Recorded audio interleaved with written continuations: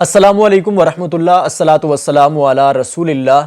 امید کرتا ہوں دیکھنے سننے والے تمام بہن بھائی خیر و عافیت سے ہوں گے۔ آج میری طبیعت کچھ ڈاؤن ہے، جس طرح سے انجینئر محمد علی مرزا صاحب کے جو مخالفین ہیں اس وقت ان کی حالت ڈاؤن ہے، کیونکہ دن بدن انجینئر محمد علی مرزا صاحب کے حق میں نہ صرف مؤثر آوازیں بلند ہو رہی ہیں، مفتیان کرام کے فتوے آ رہے ہیں، بلکہ اس کے ساتھ ساتھ قانون کے میدان میں، عدالت کے میدان میں انجینئر محمد علی مرزا صاحب کو کامیابیاں مل رہی ہیں اور اب وہ اپنی رہائی کے بالکل قریب آن پہنچے ہیں۔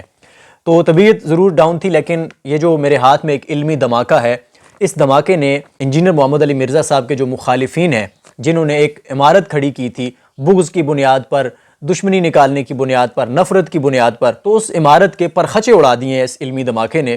لیجئے آپ بھی سماعت فرمائیے، میں آپ کے سامنے پڑھتا ہوں۔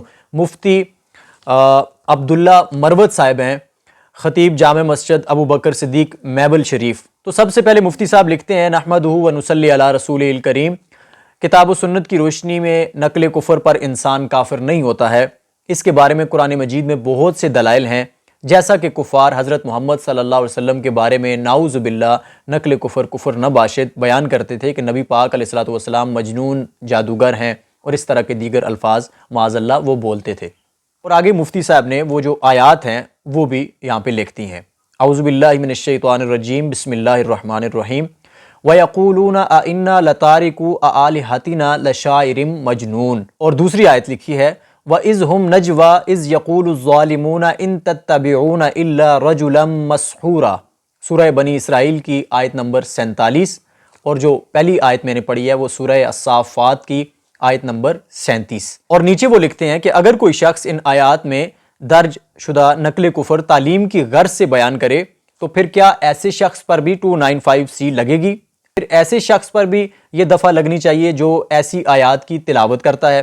مندرجہ بالا آیات سے ثابت ہوا کہ کسی دوسرے کے کفر کو بیان کرنے سے وہ کفر اس نقل کرنے والے شخص پر نہیں لوٹ آتا، یا کسی اور کی گستاخی کو بیان کرنے والے شخص پر گستاخی کا فتویٰ نہیں لگتا۔